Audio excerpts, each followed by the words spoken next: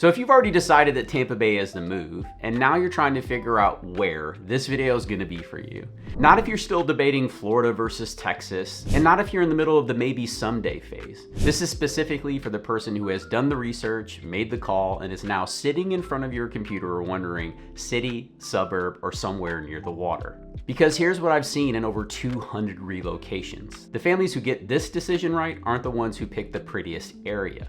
They're the ones who understood what they were actually signing up for in each area before they ever thought about buying a new home. And here's what nobody tells you up front. The lifestyle that you choose doesn't just determine your zip code. It determines your insurance cost, your school options, your commute times, and honestly, whether you're gonna feel at home in 3 years or quietly start wondering if you made a mistake. So today I'm gonna walk you through the 3 big lifestyle choices that most people face here in Tampa Bay: urban, suburban, and beach, in a way that's gonna go past what you find on page 1 of Google. And if we've never met before, my name is Juan Alcala. My wife Kate and I packed up our family of 5 over 7 years ago, sold almost everything we owned, and moved over 1,200 miles south from Michigan. And when we first started researching Tampa Bay, we weren't thinking in lifestyle zones. We were thinking about how it felt to stand on the Gulf Coast in February when it was still snowing back at home. And trust me, that feeling is very real and it matters. But here's what I've learned in helping over 200 families make the exact same move. The way that something feels and the way that something lives can be 2 very different things. And the families who call me a year later absolutely loving their decision, almost without exception, they chose based on how their family actually lives, not how Florida made them feel on vacation. And families who tend to have regrets, most of them let the vacation feeling drive their living decisions. I call it the vacation trap, and it's the most common mistake I see at this exact stage of the process. And just a quick permission slip before we go any further: if you already know, not think you know, but you absolutely know that you need to put your toes in the sand every single day and not just on the weekend, I'm gonna tell you exactly what that costs and what to watch out for. This video is not here to talk you out of living on the coast. It's here to make sure that if you choose to live there, you're going in with your eyes fully open. All right, so let's get started where most people don't. Okay, Tampa has an urban core that has gone through a real transformation since about 2020. Water Street, the Channel District, what people call Channel Side, downtown St. Pete, Hyde Park, these are not up and coming areas. They're built out, they're walkable, and for the right person, these are incredible places to live. But here's what most people get wrong about the urban picture. They assume it's either a young professional thing or a retirement condo thing. And the reality is it's more nuanced than that. Hyde Park, for example, sits about a mile from downtown Tampa. Historic homes, tree-lined streets with beautiful old-growth oak trees, Hyde Park Village at the center, boutique shops, restaurants, coffee culture. Shout out to Buddy Brew, one of my favorite places in the meat market. Great dinner if you've never had it there. If you came from a neighborhood in Chicago, Boston, Ann Arbor as an example, somewhere where you walk to things, Hyde Park is the closest thing that Tampa has to that style of living. It's not the urban high-rise experience, it's the established residential walkable experience. The trade-off in the urban core footprint, you're paying a premium per square foot for a smaller home or a condo. And those HOA fees can run from $400 to $700 a month or more in most high-rise buildings, covering your building, your amenities, and that lock the door and leave type of lifestyle. And who I see that urban lifestyle is actually for, it's typically those dual income households with young kids, empty nesters, downsizing, who want walkability and culture, and anyone whose employer is really in that urban center and who doesn't want a big commute on a daily basis. And here's the meaning of that. If your daily life in your current city revolves around being able to walk to things and you would genuinely feel trapped in a cul-de-sac, the urban premium might be the exact right trade. But if you have young kids and school district quality is a factor, that's gonna be a conversation that we need to have separately, because the urban core school options in Tampa are more limited than the ones in the suburbs. And here's where I wanna spend most of our time today, because this is where I see the biggest gap between what people dream about and what the numbers actually say. And now we're gonna talk about those beaches.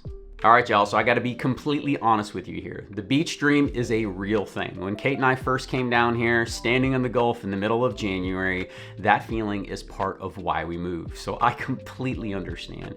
In Dunedin, Indian Rocks Beach, St. Pete Beach, Bel Air, Palm Harbor, on the water, these communities are genuinely beautiful. Small town coastal vibes, sunset walks, Gulf access, It's why people romanticize about them. But here's the conversation that changes most people's minds in our buyer strategy sessions. And I call it the lifestyle tax. When you buy into a coastal community in Tampa Bay, you are, in most cases, buying into a flood zone. Not always, but in a lot of circumstances. And that's gonna add significant carrying costs to ownership. So let me give you a real example here. We were helping a family relocate from California to the Palm Harbor area. And their goal was to be as close to the water as possible without actually being on the barrier islands.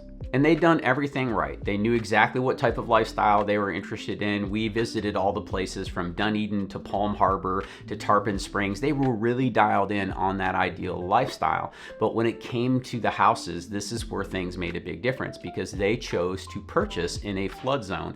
And y'all, I'm not sure everybody's prepared for what that actually looks like. Their home got quotes of up to $8,500 for annual insurance because of the flood policies. Now that is flood plus the cost of your homeowner's insurance. But the thing that most people don't know and that you need to be aware of is a flood policy is going to be independent of your homeowner's insurance, meaning that they are two separate bills, but when you combine them together, they get pretty significant. And we're talking in ranges of $15,000. So for them, that wasn't the smart play or the right move. So what we ended up doing was moving them a little bit further inland in flood zone X where they weren't required to carry a flood policy. They still found a great home and they only had to move 5 minutes further inland to get the lifestyle they still really were excited about. Now, when you think about that, you know, the logic, a $550,000 home and the cost of ownership on that home, their insurance cost went from, you know, $8,500 a year to $3,500 a year just for a 5-minute drive time difference. So, you know, for some people, that's not going to matter. They have the resources. That's the lifestyle they want. And that is okay. We help clients who move literally on the beach where homes are very difficult to get insured, but that was their dream. It's what they wanted and they are willing to risk it. But a lot of people don't have those resources and or just aren't comfortable with that exchange, so they decide to go elsewhere. And here in Pinellas County where I live, it's very unique because you can have both the beach living and the suburb feel, you know, being higher in elevation. As an example, my home is 43 feet above sea level, but I'm only 1.25 miles away from the water. It's a 7-minute drive. So these things matter. So do your homework, make sure you ask lots of great questions, get a elevation certificate when you're doing your homework on your property. Feel free to reach out to us and ask us about those questions. I know people really want to dive deeper and we offer a free buyer strategy session to our clients who are really trying to get an understanding of what community matches their ideal lifestyle. So if you're interested in that, please feel free to take us up on it. And really when it comes down to it, the easiest way to think through it is this. Okay, if I have the resources, am I comfortable with the exchange? When you live here on the coast, it's not just about finances. It's also about, hey, what happens if a hurricane comes across our path? What happens if I'm in the direct path of a hurricane? Am I going to evacuate? Do I want a property that in theory should hold up to that type of strain? You know, we have hurricane windows and impact doors and you know, we're 30 or 50 feet above sea level. So storm surge is not really a concern. It's more about wind and rain type of thing. And if you followed our journey, I shared with you how Hurricane Milton ended up flooding our home. Now, I say flood, it wasn't like there was a foot of water in my house. There was just about a 1/2 inch of water, just enough to ruin everything on the interior. And I shared with you earlier, we were at 43 feet above sea level. So in theory, I should have never gotten wet. But what I found out was that my home is the lowest in the neighborhood.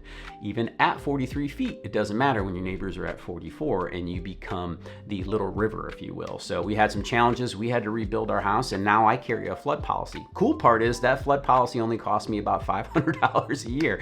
The bad part is I didn't have one in place before this occurred. So I had to eat that cost. And let me tell you, y'all, that was a big expense that we do not want to live through again. So we've done a lot of mitigation regarding water and runoff and our property. And we think we should be good, but only time will tell, to be honest with you. And people ask me when we get on these strategy calls, Juan, why haven't you moved? Well, to be honest with y'all, we knew this lifestyle exchange when we came here. We knew the risk. We understood that if we lived by the coast, it was possible that we could be touched by a storm. It was possible that our life could be negatively impacted in that respect. But I'm going to be honest, where our life has gone, the lifestyle that we have here, the friends, the family, we don't have any plans to give it up. And the once in a lifetime storm did touch us. And in theory, it shouldn't happen again. But at the end of the day, we're willing to make that exchange. And the question you have to ask yourself is, if you want to live real close to the coast, are you willing to make it too? Which brings me to the most underrated option, I think, right now, and it's the one that surprises people most when we walk through it together. And before we go any further together, I want to address the one thing that I hear most often from families who are coming from the Northeast or the Midwest or even the West Coast when it comes to Tampa Bay. And that's this strip mall thing. And I get it. If you're coming from a real city, a college town, somewhere with character and walkability, and actual streets, the idea of suburban Florida can conjure up a CVS next to a Chili's, next to a nail salon, in an infinite parking lot. And I've heard this on Zoom calls more times than I can count. And here's what's really changed. The modern master plan communities in this region have genuinely outgrown that reputation in ways that most out-of-state buyers don't really understand until they see it in person. When you look at areas like Lakewood Ranch that has Ranch Nights, which is a weekly outdoor community event that has the feel of a small downtown. West Chase has a walkable downtown center. Wesley Chapel has some of the fastest growing commercial development in the region. It's got newer construction and strong school access as well. These communities were designed with intention. They're not strip malls with houses behind them. And here's the insurance picture in Zone X, where most of these communities actually sit. Flood insurance in Zone X runs, again, $400 to $1,200 a year. I'm 1.25 miles away from the Gulf Coast and I only pay $500. It's like $490. Flood insurance in Zone X, which means it's not a requirement from your mortgage company, is gonna run you anywhere from $400 on the low end to as much as $1,200 on the high end, depending on the type of property you own and of course its location. And homeowners insurance in Florida is still not cheap, and I'm gonna be honest about that, but inland properties in new construction master plan communities are some of the most affordable premiums that we see. And a lot of the times when I'm sharing those numbers with people who are on our Zoom calls and buyer strategy sessions, they are genuinely shocked at how affordable they actually are. Stacy shares with them typically, she lives in a 3-bedroom, 3-car garage, large home in Wesley Chapel, and her insurance premiums are, just over $1,300 a year. And this is the story we hear quite often. Of course, if you get a multi-million-dollar home, your insurance isn't going to be cheap. It's not going to be cheap anywhere you live. But homeowners insurance on a non-flood, non-evacuation, inland master plan community that is above elevation is far more affordable in Tampa Bay than you probably think it is. So I want to share with you the part of the conversation that most Tampa Bay content skips entirely. And I think it's the most important thing I can tell you if you've been kind of pushing the suburbs off as an option because you came from a neighborhood with character. There's a third category, and I call it the hybrid zone. And it lives specifically in neighborhoods around St. Pete and Tampa that give you walkability of an urban zone, the square footage of a suburban home, and that Bay Gulf access without the full coastal insurance exposure that a lot of people are terrified of. And I'm talking about neighborhoods like Old Northeast and St. Pete, historic homes, brick streets, walkable to downtown St. Pete and the waterfront. You're gonna have coffee shops just a couple blocks away. Another neighborhood like historic Kenwood, just west of downtown St. Pete. It's got bungalows and arts culture, a neighborhood with genuine character, and Hyde Park in Tampa, of course. Tree-lined streets, old growth oak trees, Hyde Park Village, Bayshore Boulevard right outside your front door. These aren't urban high-rises, they're residential neighborhoods with actual homes, detached, sometimes historic, sometimes with yards, where the daily life looks and feels closer to what the Northeast and Midwest transplants are actually used to. And in some pockets, depending on elevation and the exact location, the flood zone exposure is significantly more manageable than the full coastal experience. So here's the logic. The suburban and hybrid communities offer the most value per square foot in the region, the most predictable insurance cost, and in the master plan communities, some of the most consistent school quality you're gonna find in Hillsborough, Pasco, Manatee, and Sarasota counties. And here's what that actually means for you. The family who wants to love their neighbor in year 3 the same way they love them in year 1, these are the communities where I see that happen most often. So after helping over 200 families make this move, here's what I want to share with you. Most people move to Tampa Bay for how it made them feel. The beach, the sun, that January afternoon on the Gulf when it was 75 degrees and snowing back at home. And trust me, I am on your boat. That feeling is entirely legitimate. It matters, and we moved here because of it too. But I had to be honest with myself, just like you're gonna have to be as well. And the families who feel the best about their decision in 3, 4, or 5 years, they're not always the ones who are closest to the water. They're the ones who picked the community that matched their ideal lifestyle on a day in, day out basis. So here are the 2 questions that I love to ask all the families that we meet with. The first one I call the weekend test. When you're at home on a regular Saturday morning, not a vacation Saturday, a normal one, what does that ideal day look like to you? If that involves going to the beach as a destination and you're willing to drive 35 minutes plus, the suburbs might be a really good fit for you and your family. If it requires walking out your front door and being somewhere, you're probably going to want to look more into those urban or hybrid styles of living. And if the answer is you want to go for a morning walk on the beach, or it's non-negotiable that you're going to catch a sunset every day, you're going to be a beach baby. You're what Kate and I call a beach baby, and the lifestyle tax might be the exact right fit for you. And the second question that I usually ask is that 5-year from now test. Where do you see yourself being 5 years from today financially? Because the difference between $2,500 a year and $12,000 a year in homeowners insurance over 5 years, that's not just a rounding error. It's literally a vacation fund, it's a college contribution, heck, it's even a kitchen renovation. And that math matters, and you deserve to see it clearly before you fall in love with a zip code or a specific house. So make sure you ask yourself both of these questions before you commit to a specific type of lifestyle in a specific area. And if you want help running those numbers for your specific situation and get into the questions that you don't even know to ask, that's exactly what our buyer strategy sessions are for. So remember, this move isn't just about finding a home that you love. It's about understanding the full cost of the lifestyle that you're going to choose. So that decision that feels great in a week is still going to feel great in year 5.